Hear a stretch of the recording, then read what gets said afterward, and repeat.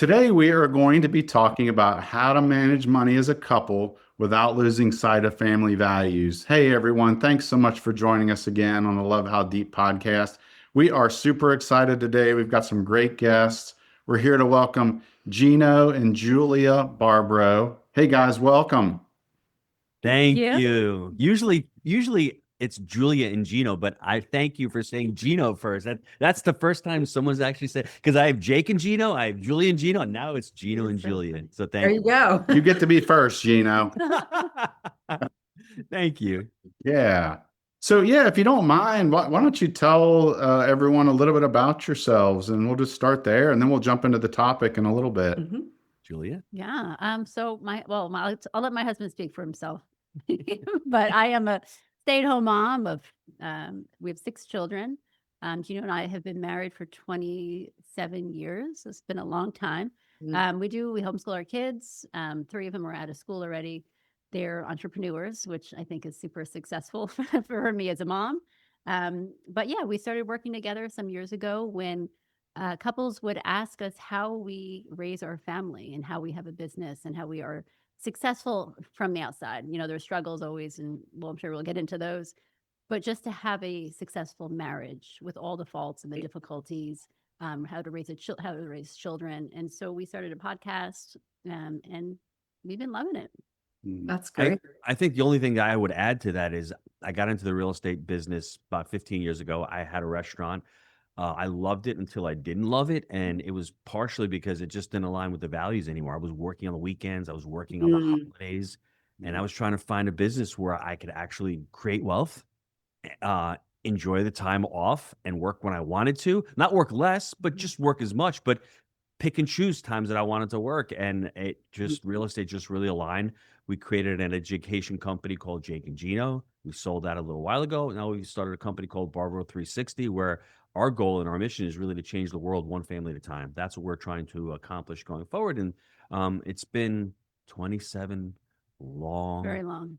prosperous, and wonderful years. Oh, That's good. Congratulations on 27 years. Thank you. yeah, Awesome. that's so good. And, That's and good. y'all, after 6 kids, you both have a full head of hair still. So, I know. Hi. It's camera, we have some makeup. My wife's got great, beautiful hair. I mean, she just turned 50. She's 6 kids. I mean, she looks incredible. And I think the fact is, we want to focus on health as well. And that's one of the aspects of, we'll get into it, but early on with money, she was buying organic. And I'm like, why are you buying organic? It's so expensive. And this is like 20 something years ago. And everyone thought organic was a That's joke, was a But it scam. really was double the price. It was double the price, I but remember that. Yeah. now I know why. Yeah, Yes. that's right. It makes a Yeah, difference for sure. right.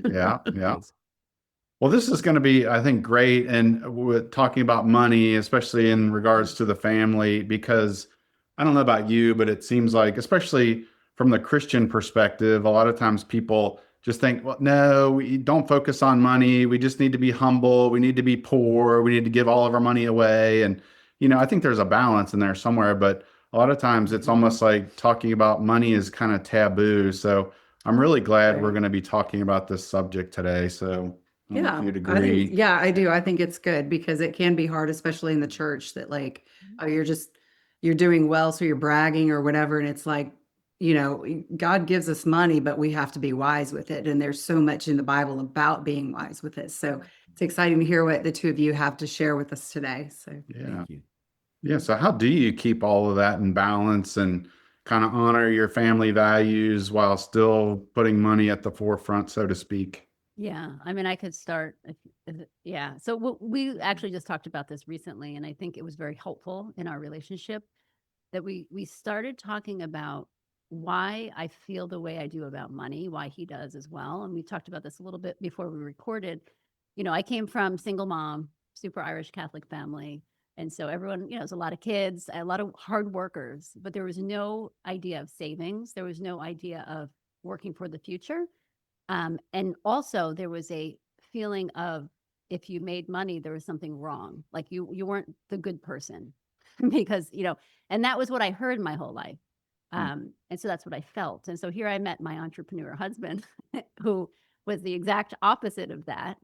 And there was a lot of resistance because I thought, my gosh, if we make money, we're going to be looked at as that type of crowd that doesn't give, just the bad view that I had. And Right. so, I mean, we struggled with it for years, until recently. And like I said, we've been married for a long time, and we're just coming out of that, realizing that, my gosh, if you make money doesn't mean that the money is not the problem. It's your attitude. It's your Right. view of it. It wasn't money all along. It was just my belief about it that had to Mhm, change, mhm. because we donate, we do a lot of charity work, we do all of those things. But it didn't matter to me because my view was skewed. To Right. take the conversation one step further, I'd like to add, it's not just the view or the belief, it's the relationship that you have with money. Mm. I truly believe money does not corrupt a person. It reveals a person. Yeah. And I was speaking to someone yesterday on a podcast. He's actually from Moldova, left in 1989. He's from the former Soviet Union. And he thinks it's great that these politicians who are billionaires are actually running and winning, because he's like, they don't have to take bribes because they already got enough money. And I was like, oh, that's an interesting way to look at it from that perspective. And I'm like, okay, there's another quote I like to think about all the time. Money can't buy happiness. Yeah, but poverty can't buy anything. So someone told me that, and it stuck with me. I'm like, okay, we're always focusing on money can't make you happy. And I agree with you. I wrote a book called Happy Money, Happy Family, Happy Legacy. And it's not that the money is going to make you happy, but what you two are embodying exactly what happy money is. You both have jobs. You're both doing your gig, but this podcast is a side gig. And I'm looking at this podcast and seeing the both of you smiling and connecting. That's your happy money. Yeah. That's how powerful money is. You're creating impact with the money that you're making. And if you can change your perspective on money from that it's not going to corrupt you, that it's not evil, that it's just a result, that profit is the fuel, not the destination, all of a sudden things look a little bit different. Yeah. When you start viewing money from that lens. Yeah. Yeah. That's so good. I know I grew up not having much money, same with Heather. And the one thing that I struggle a lot with is feeling like I'm never going to have enough. And so what that tends to do for me is then I tend to want to squirrel it and, hide it and then not invest it or not. Yeah. Okay. So Gina, you're raising your Yeah. hand. Yeah. Well, that was the number one. That was our number. Everyone's like, oh, married couples usually fight about money. Oh, yeah. We in the beginning, I didn't realize this until recently, that my husband was so afraid. So he saved and saved. He became the tyrant in our relationship. I kind of gave him the reins because I didn't know how to handle it. I didn't know how to handle his organization and his control of savings and just finding out exactly what we're spending on everything. It was very foreign to me. And so here we are together, and I'm watching him which I didn't know, it was fearful at the time. And so I actually backed off. And what I did was I became that controlling as he became with the money. I became controlling with the kids. So I took care of the kids. He took care of the money. And then the thing I would say is like, oh, I trust him. He's so good with the money. I'm just going to hand it to him. But in reality, it was, I didn't know what I thought of it. And so I just let him take over. Does that make sense? Uh-huh. Right. Mhm. And then almost like some walls probably came. Oh, 100%. Yeah. 100%. Like I'll you work didn't in know. your silo, you work in your silo, and Right. yeah. And then there's a wall up and you're disconnected. Yeah. And so when something does come up, I almost felt like I was one of the children in the house, where it's like something came up. Oh, I had to, Gino, can we buy this? Can we, is it okay? And I was like, wait, that doesn't Right. seem like a married couple. Right. You shouldn't Asking permission in a sense, right? Right. But we didn't know what was wrong. We In didn't my figure it out. defense, I'm going to try to be defensive here a little bit. And I think I could speak to Brian and all the men that are listening to this. As men, one of the biggest things we crave from women, from our spouses, is we crave respect, right? And one way I think that we garner respect is by being a great provider and by being a great protector. So my view of money was being able to provide and protect for the family. And if I'm saving this money, this is for the future. It's not as if I was going out and buying the Lambos or spending money on myself. Right. I just was saving the money. I would spend it on really nice houses for us, clothes, whatever that was. But it was so hard for me to spend because I was afraid. I was fearful. I was anxious. And every time a bill came up, like my wife said with the dentist, I'm not spending money on that. It was very hard Right. because I was afraid. So we were just getting the reaction and the emotion that was coming out. And so what happens is, yeah, you start out with just a couple getting married. Now you have children. And so how are we actually, by the reaction we're having, how is that going into the kids and their money story? And now we talked about it with them recently. And like I said, I'll tell the story real quick. Is one of my daughters, she's like, oh, I'm like, what was your earliest memory of money? And she was talking about putting we were at the clothing store, and she wanted these pajamas. They were very comfortable, whatever. And so I said, oh, go put them on the counter. Daddy's like checking out. And she brought them over. She put them up on top. And my husband was like, oh, like that type of reaction, which there's no words in there. It's just that.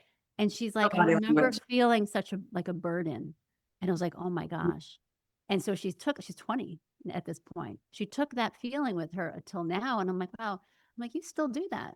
You actually still have that reaction. It's amazing what our parents, their reaction to money, how it makes us feel. And it's amazing, right? Now, Julia, give the solution. Like, this is doom and gloom. Like, Gino's a tyrant. He's so cheap. He's not going to buy, pajamas for his daughter. Meanwhile, I had about $700 worth of pajamas all ready to begin with. So another one, like that's just a normal thing. We have 6 kids. The budget for food is like $800 a week.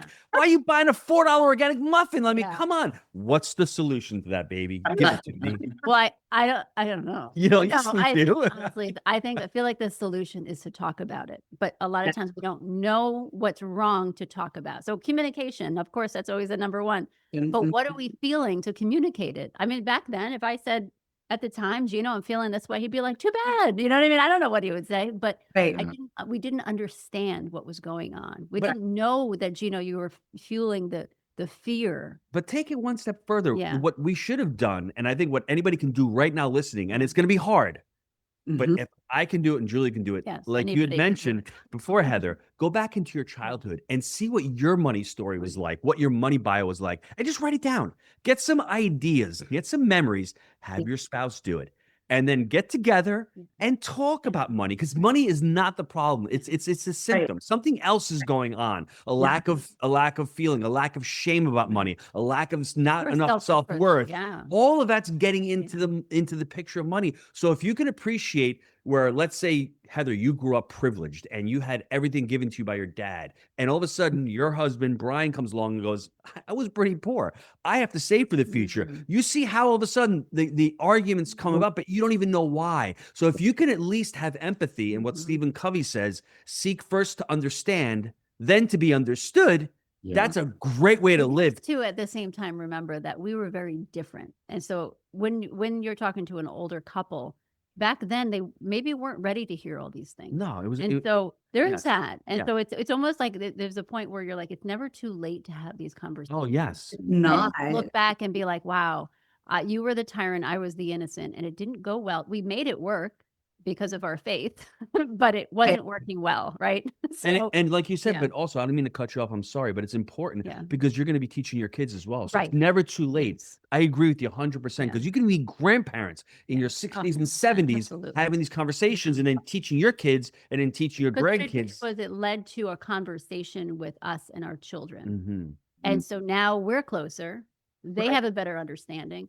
And guess what? You could decide. I mean, this is what our beliefs were. Here they are now, and we could do something about it. Right. And it's good that you involve your children in that, because it's like it's a teachable moment. Like when they're little, you're always looking for these teachable moments of when you can teach them a life lesson. And it's like, just because they're adults, like you can still have those moments. And like, we've been married 20 years and we still have conversations about our views on money stemming from our childhood and the way that we were raised. And it's like, it doesn't mean that was wrong. It's just the way that what was ingrained in me. I learned a lot of good stuff.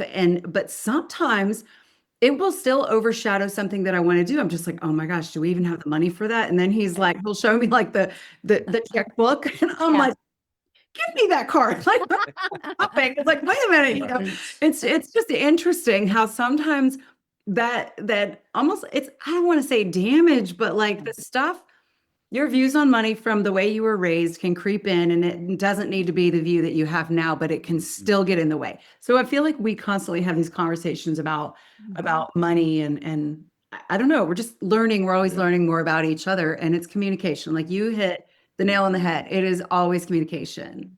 And one thing I wanted to say about that is like, okay, this is the way that I feel about money. This is why I don't want to do this or do want to do this. And it's okay to talk about that, but you got to take it to the next step of, and the reason I feel that way is Mm. give Yeah. it the Yeah. because. Mm. Like that's the teacher and me talking about opinion writing. Why do you think bananas are the best fruit? Because, right? So why do you feel this way about me purchasing this or us doing that? Because, and backing it up with that. Mhm. It's more closer to the root than just giving your opinion about money, you know? Yeah, and it's funny. My husband and I both wrote the same thing. We both wrote the word You value. copied me. I wrote it. I wrote it first. Well, I think that's important is to know what your values are Yes. Yeah. and know it is and talk about it with your spouse and even talk about it with your kids because they're learning from you. And if you're not going to open up and talk about it with them, they're not going to know how to do it either. They're going to get in the same wreck that you did, when they get married. Yeah. And so so your values are, it's sometimes it's easy to make a decision when you are so clear on your values and you're like, does this align with my values? If it's a no, then it's a simple no.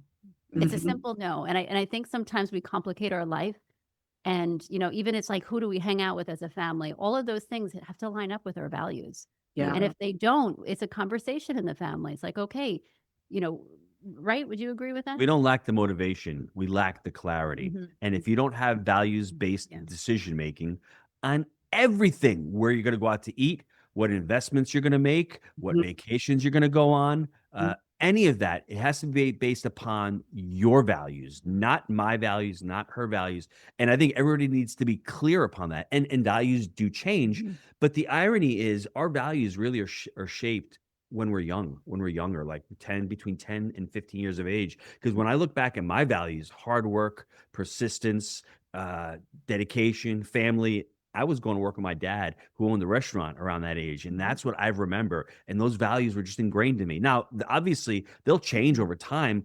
I mean, I became even more of a family person as I started having my own family. But I would challenge anybody listening to this to figure out what your values are, not the bumper sticker core values, what you want to aspire to, but really what you really believe in. If you believe in having freedom, if you believe in, going on traveling, and you're stuck at home and your spouse is saying, yeah, I want to go buy a couch instead of going on vacation, you're going to see how those arguments come up and at least be honest with it and have that open and honest conversation of where ultimately you want to direct your resources. Money is a resource and it needs to be spent wisely and needs to be taken care of wisely. And if we don't direct it in the way that we want to, that's when we feel incongruous. That's when something is off, when we're doing something that is not in alignment with the things that we And hold in value. sometimes, Heather, I want to put this out there. Sometimes we do have a moment where we're like, I want to be a fool with my money and I want to spend it on something ridiculous, Like buying donkeys, we had 2 donkeys. Mini So we're donkeys. like, let's buy 3 more mini donkeys. Let's. I called, I was great. like, I'm being a fool. In the money coaching world, there's a word called fool, and it's think of a gambler or whatever. But there's moments where it's okay to be that type because then you become a tyrant. You become someone so obsessed with control of where your money is. And I got off the phone with a guy. I'm like, I just bought 3. He's like, what, 3? So now we have 5 mini donkeys and some cow. But other than that, it felt good to do something out of normally what I would do. Normally I would call, I'd be like, all right, let me call you back. Let me talk to my husband. Let me think about it for days and stress about it. Do you know what I mean? And there's every once in a while, there's a moment where it's okay. Mhm. Yeah, it's like that rainy day fund that you have. I call it my Exactly. walking around money. I'm like, Yes. I'm ready to go to the store. I got some walking around money, and he just laughs at me. He's like, "Oh my gosh, Yeah. what's I this love that. cost me?" Like Right. whatever. We totally joke about that. But yeah, I think that's one of the things that we talk about, like budgeting in your rainy day fund, Mhm. so that you can go and do something more frivolous. Yeah. Mhm. Most of the time, it's like it's everything is living in a box. It's Yeah. like Yes. this and this and this and this. Like, Yep. yeah. Very controlling. It's interesting. Something that we talk about in the money coaching world is something called the archetype. And that's what Julie's been talking about, these archetypes. And it's interesting. I'm just going to spend a minute on this, but it's really important for people to get an understanding. An archetype is a character within us that exhibits characteristics of how to spend money, basically. So you have the tyrant. Julie was calling me a tyrant. A tyrant is somebody, and I'm more of a self-tyrant, someone who's really controlling, Okay. fearful, dominating. Julia was the innocent. She had her head buried in the sand. She had mentioned right now the fool. The fool is somebody who's optimistic. And these 8 archetypes, they're not positive or negative. They can be both positive and both negative, because we need to have the fool sometimes come outside of us and enjoy life. But you don't want the fool making important money decisions. You want the warrior. The warrior is the one who's discerning, the one who makes great decisions, who's going to work hard. And then there's something called the magician, who is more of the character who transforms reality. That's the person inside of you that is like, I got to do the podcast. This is what lights me up. This is my sole purpose. Another archetype is the creator artist. And this is what you guys have right now. This is what we're exhibiting here. You're creative, right? You're not materialistic in the creator artist archetype. You're worried more about creating and more about, bringing things to life. But the creator artist is really bad when it comes to money. So you don't want the creator artist making those decisions. Then you have the victim, which is pretty much self-explanatory. You have the martyr. Everyone's got a little martyr, I think, inside of themselves, where they want to, Especially the moms. they want to do work with they want to do work and help others out, but they're compassionate, they're wise, but they can sort of overdo it. The martyr, they can sort of give too much of themselves, and then there's not enough left for other people. So when you're looking at money and making decisions based from the lens of the archetype, we have all 8. You want the warrior and the magician driving the car in the front seat. In the back seat is the creator artist, and in the trunk you have the other 5 archetypes. Let them out every now and again. Let them have fun. Let the innocent say, I don't feel like doing anything today. But long term, if those archetypes that are in the trunk are going to make the decisions about money, you're ultimately not going to have money. You're going to fail at that game of money. Wow, I love how you all are going much deeper, I think, than, again, kind of the surface level, I think, thoughts and questions that most people have about money. Because honestly, I had this question for you a minute ago, which I think is probably not really, it doesn't even matter. But, a lot of people say, oh, there's this, you got to follow the 80-10-10 rule, or the 50-40 or 50-30-20 rule for your wants and your needs and your giving and all this. And what you're saying is, well, we need to first put that aside and let's kind of dig down and understand again where you come from, where your attitudes are, and let's talk about the different ways they handle money. And then maybe we can get to a place where the two of you, especially as a couple, well, we can figure that out afterward. I think that kind of what I'm hearing you. Yeah. I almost feel like that will just come naturally. Yeah. Figure out what's going on. And then all of a sudden I'm noticing like the way that we give charity wise, the way that we think outside the box now, that it's almost like our mind is clearer. And so there's less fear, and there's less of my innocence. So now I'm learning, because you have to remember, like, all these years I stopped learning about the bills. I stopped learning about investments, all of that. And so now I'm relearning all these things. And I'm like, okay, let's think outside the box. We always do the same charity things every year. What if we do something different? And so now our mind is clearer to do things differently, to spend on certain things, to save certain areas. And so I think that's what's helped us a lot. Brian, yeah, unfortunately, financial planning is not challenging. It's Right. 1 + 1 is 2. It's basic math. The next question we need to ask ourselves is, why aren't most people following a basic financial plan? Is Dave Ramsey's plan fine for you? Is the Barbaro plan fine for you? You need to find out what plan works best for you. If you're fine for working 9 to 5 and retiring at 62 years of age, nobody should tell you that's the wrong path. The path should be comfortable for you. Now, that being said, I'd rather jump off a bridge than work 9 to 5 for the next 40 years. That's just how I feel. And I think my kids are all mirroring what I did. I don't want to have my fate in someone else's hands. I'd rather take control of my own fate. That being said, it's a different path. It's not 50-20-20 anymore. It's just something different. And I think we all need to explore that and understand, once again, what our values is. And once again, I'll touch on Stephen Covey. Think with the end in mind. Yeah. What do you want the end of your life to look like? And how do you incorporate money and values and goals into that path and into that plan? Yeah. Yeah. And I loved his book. I was reminded too of one of his other 7 habits is something like sharpening the saw, which is kind of getting into, I think, what you're talking about. It's like a lot of times people don't want to do the work, but there's some work involved here. And that's what he's saying. It's like you can't just sit there and and saw the trees all day long, because Mm. eventually that blade's going to get dull and you're not going to be able to do anything with it. So yeah. Oh, so It's true. interesting. I sawed a lot of trees in my life, and it's comfortable. But you mentioned something though, the work. And I think, if you think about it, everything from marriage to having a family to, life in general, it takes work to be Yes, it does. successful. And I think a lot of people, maybe they see us from this angle where they looks like everything's perfect. The Instagram world, the Facebook world, everyone's life is perfect. And you know what your life is like. You're like, I could never ever get there. Yeah. Yeah. It takes a lot of work to be in a relationship of any kind. That means with God, that means with your spouse, that means with your Yes. children, your extended family.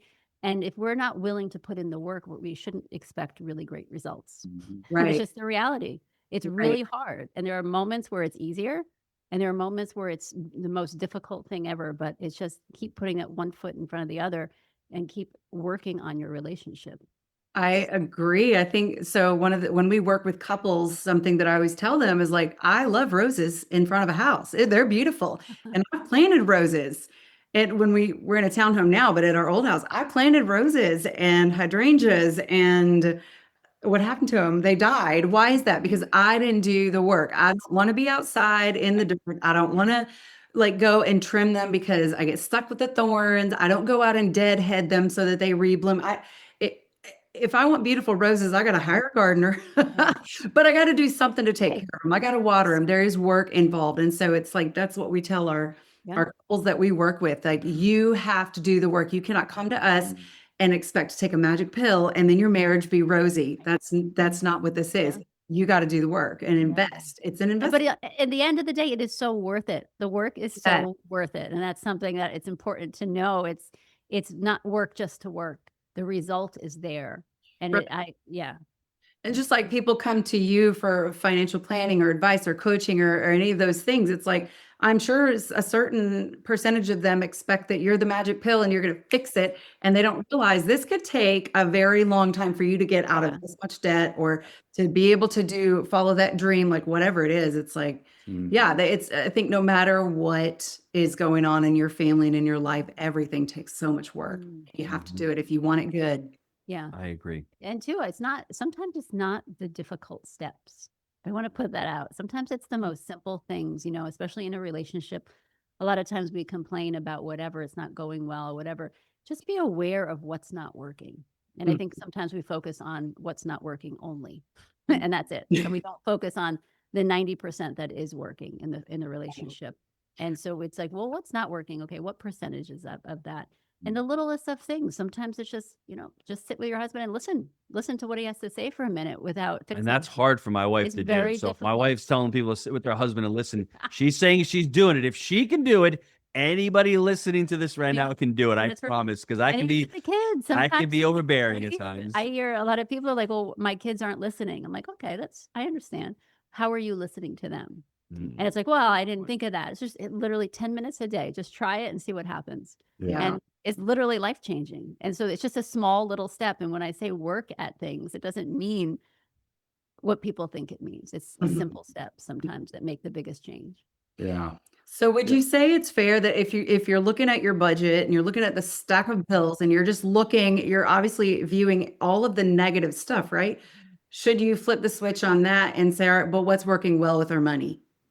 That is a great question. And that's why I wrote Happy Money, Happy Yeah. Family, Happy Legacy, because some of those bills can be viewed as happy bills. Let's just take, for instance, the electricity. I mean, half the world has rolling blackouts. They don't even have electricity. We're so fortunate for so many of the things. I pay a pool guy to come here every week to clean the pool. It's $180 a month. I used to look at that bill as like, oh, now my mind is shifted. That's a happy bill. That's happy money. I'm creating money to pay for that bill. Now, if you have a stack of bills, what I would say is take a look and see how you got in there. And don't expect to get out of a situation in 3 months or 6 months or 9 months, because it hasn't taken you that long to get into it. I mean, you don't just wake up one day in your 40s and you're 25, 30 pounds overweight and expect to lose it in a week. It's taken you a long time. Have grace for yourself and understand there is a way out, but you just need to, I think you just need to be determined. I think there has to be like, okay, I'm finally done with it. I'm uncomfortable that I don't like the situation that I am, and I'm looking for a change. And once you have that realization, it's like, okay, what's the next step? The next step is just baby steps. You just want to see a little bit of improvement, just marginal improvement to say that you can do it. If you're trying to lose weight and you want to get on a workout regimen, just go for a small, short walk. First day, second day, third day, fourth day, maybe jog 1/10 of a mile, but just take it slow and have enough grace for yourself to know that you got yourself in this mess. It's going to take a little bit of time to get out of it. Yeah. Yeah, that's so important. I like how you said have grace on yourself, because we can be so hard on ourselves no matter what it is, and we have to remember to do that. Like forgive yourself for Mhm. getting yourself into the financial hole, right? And forgive if somebody else kind of puts you there, because I've been there, and forgive them and yourself, and trust God, and like, Mhm. but have grace on yourself too. And just the one small change that you can make is so important. What you said, just what is that one thing you can do? And do that. Yeah. And when that's a habit, Mhm. it's something else, right? Mhm. Yeah. I agree. Yeah, and I heard a pastor once say something like, it's up to us to do the work, but we leave the consequences to God. And that's really helped me because, I can kind of, again, you might have mentioned this earlier about always thinking about the destination. And it's like, no, I just need to do the work on the journey. And then, at some point, I think good things should hopefully happen. I mean, again, we're a big believer in that God, works all things for good. Sometimes we don't understand that or don't believe that or don't see that, but just knowing that that's the case has really helped me.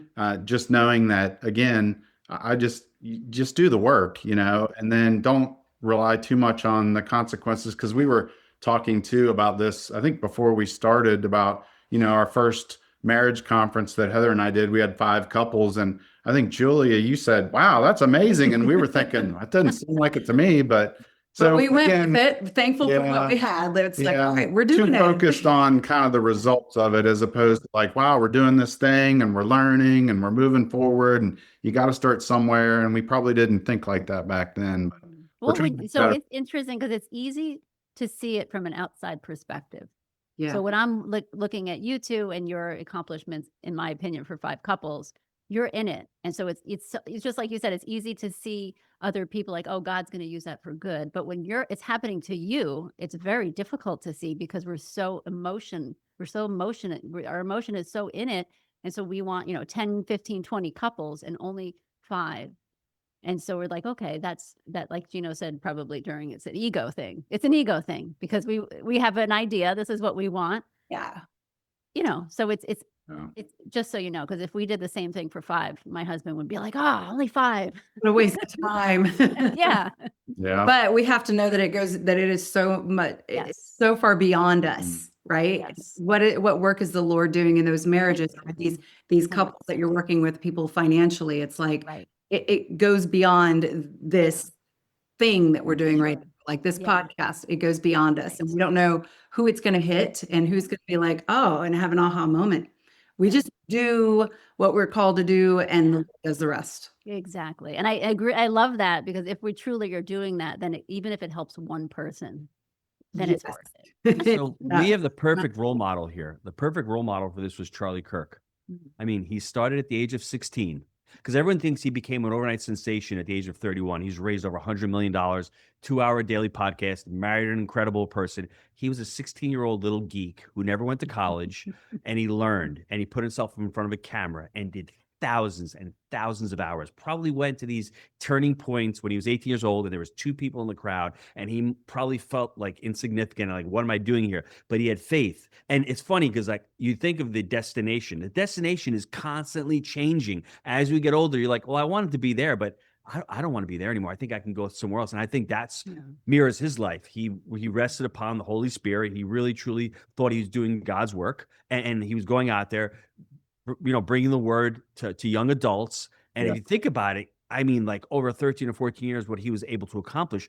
But I bet you he didn't start out with 5 couples in the audience either. We lose sight of that. He probably started by himself with one other person out there, and he had the faith and he knew what his mission was. He had a really strong warrior. He did a lot of work nonstop, but his magician was incredible because he was really aligned with what his true purpose was. And he had an amazing creator artist because he was just so masterful at debating and at bringing ideas out there and creating the space and doing stuff that to me is revolutionary. The podcasting space was what, 10 or 15 years old. He started that when he was really young and started a whole new chapter. Who was going on college campuses and speaking to students openly and giving them a voice and debating openly?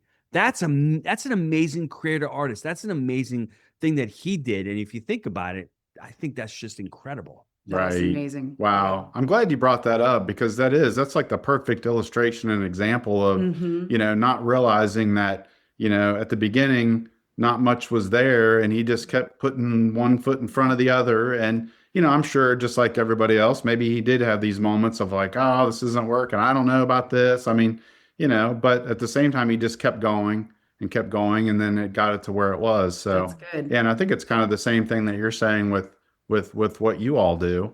Yeah. And it's interesting. Yeah. One other thing I'll say is I never got the impression that he was doing this for the money. Mm. Money, he Yeah. raised over $100 million. The Yeah. money is the result. He got really good at what he did. He focused on his passion. He focused on his love. true. He focused, and I think that's what people misunderstand. Money did not corrupt Charlie. Money revealed Charlie, and money revealed his mission and what he was put on this earth to do. At least that's my opinion. Right. Yeah. Yeah, you That's could good. be right. I don't know, this is maybe off tangent a little bit, but the Mila Kunis, the actress, I saw an Yes. interview with her recently, and she said when she first started acting as a child, she didn't care about the money. It was all, she was just having fun. And I Yes. guess her dad sat her down at some point when she was 18 and said, "Hey, we got to talk about your money now." She's like, "Oh, really? What?" And then I guess he showed her the dollar amount, and she kind of like said her eyes just kind of popped out of her head. But she said that whole time when she was a child, that just kind of set her up to like not really worry too much. Like it would come, and she's not going to worry about it. So that's interesting. That's her creator Yeah. artist. She's not worried about it. Yeah. But when she becomes an adult, someone in her life has to worry about it because then you can't focus in life and the fool will come out and the innocent will come out and those people make those decisions. That's why it's good that her dad sat her down and probably said, "Hey, how are we going to figure this money thing out? We need to help you to figure out the money because the money's important as well. Because Right. at some point we need to live life and we need to be able to use this money wisely. But at the same time, don't ever lose that spark of creator artist and that spark of magician that's inside of you." Mhm. Yeah, that's Mhm. great. Good. This has been just an awesome conversation. And I love the characters that you talked, the 8 archetypes. And I'm Mhm. It's assuming, interesting. I like that. yeah, Yeah. I'm assuming that is something you use in your work. And maybe now would be a good time to kind of start to wrap up and talk a little bit about your work and anything you want to share with our audience, resources along those lines. Julie, you hit it up want me to good. go? Yeah, Okay. good. So if you visit Barbaro 360, it's BARBARO 360.com. You'll see our website, you see our podcasts, we have a money quiz that you could take, which kind of touches on what we were talking about with the archetypes. And it's just a baseline to give you an idea of what you actually feel about what you believe about money. And then from there, we money coach. We do private sessions, we do group sessions, and it's all on the website. You can see all that there. One thing that I'm happy about is my son and I, he's 23 years old. We do a podcast called the Happy Money Podcast. Yeah. And I love it because I get on and I see the fruits of our labor. I mean, I see this 23-year-old talking about money in his own way, in his own personal way, and see how he's grown up. And then I have a different perspective on it. So you get a young adults and an adult's perspective on money and what happy money is. And it's a lot of fun. That's my happy money for the week when I do that podcast. We're on all the social medias too. Yes. Right. Facebook, Instagram. Right. Okay. So that's so good. I love how you're passing this along and we can tell the fruits of what you've done have landed on some of your children. And so and it's awesome to see that they're coming alongside of you and doing what you do. So that speaks a lot to the work that you do. And I think probably Heather and I, the first thing we're going to do after we jump off of this is go check into the archetypes and see what's up with that. You're So gonna love it. I know, Yeah. definitely. yeah. Definitely. It's always fun to look into like, why are we the way that we are? I think we're both very much interested in like personality assessments and the psychology and stuff like that. And so Yeah. it's so interesting to learn that there's something out there to help you pinpoint who you are financially, you know, and that Yes. you have that quiz to Mhm. just, you know, to help you understand about Right. yourself and your partner and why are you Yeah. different. Yeah. I look up to that. That's Yeah. really That's awesome. Thank you. Yeah. Yeah. Thank you too for joining us. And really, for those of you watching and listening, I would highly recommend you check out Gino and Julia's work. And we'll provide all the links to Yes. everything that we talked about Mhm. wherever you are watching or listening to this. And from there, we are going to sign off. Thanks, you two, for joining us. Thanks, Thank you. everyone, for watching.